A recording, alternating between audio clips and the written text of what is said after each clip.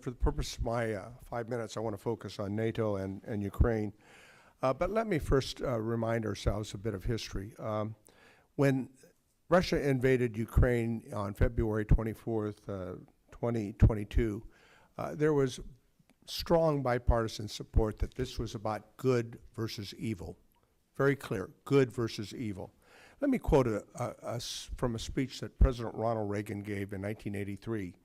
To ignore the facts of history and aggressive impulses of an evil empire is simply to call the arms race a giant misunderstanding, and thereby remove yourself from the struggle between right and wrong and good and evil. President Ronald Reagan in 1983.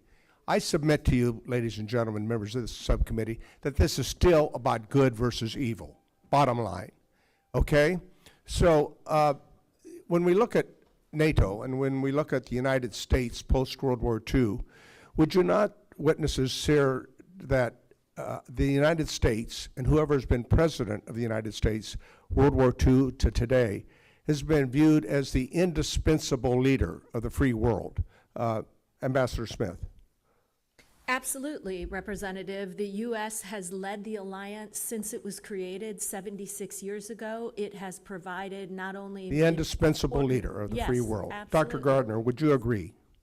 100%. The United States is the indispensable leader of the free world. It remains so today. Rear Admiral Montgomery, what would you say? I'd say absolutely, and we should keep the command of SACEUR as part of that indispensable leadership. So we're part of the seminal moment in world history today as we look at what has taken place, because Putin has been very clear. Although the Soviet Union has imploded, he still has visions and dreams of restoring this Russian empire. Does he not? Would all three of you agree? Yes. Yes. I mean, he's been very clear in all of his speeches here. So, Ambassador Smith, yes or no, do you believe a strong NATO alliance is important to counter the rising and aggressive forces of China? Yes, I do. Not to suggest that the NATO alliance is going to operate in the Indo-Pacific, but it's deepening partnerships with Japan, South China Korea. is very carefully watching what we're doing in Ukraine. Would all Indeed, three of you agree? indeed. Yes. Yes. Whether or not we're going to maintain our commitment to our allies and to a democratic and free Ukraine? Yes. The world is watching, would you not say? Absolutely. So therefore, this is a seminal moment in American and world history with our NATO allies? Yes. Yes. Agreed. Admiral Montgomery, the probable outcome of the support, and you've been there, I know, recently in Ukraine, of the F-16s and other support to ensure that, and of course we're all amazed, but we shouldn't be, because once again, I remember all the intelligence briefings we received prior to Russia's invasion of over expectations and under expectations, but the Ukrainian brave people are the MacGyvers of this new type of warfare. Would you not agree, Admiral Montgomery? I do, and their use of the F-16 has been exceptional in the few months they've been operating them. And what should we be doing to ensure that those aircraft are fully operational and able to achieve their capability? We gave them the F-16s, the European countries did, without what's called life cycle maintenance. The consumables, the equipment, the training, the maintenance stuff they need. We need to fully provide the life cycle maintenance, and we need to provide the right weapon systems to be used as a counter-drone. And our allies, the Danish and the Netherlands, have provided the aircraft.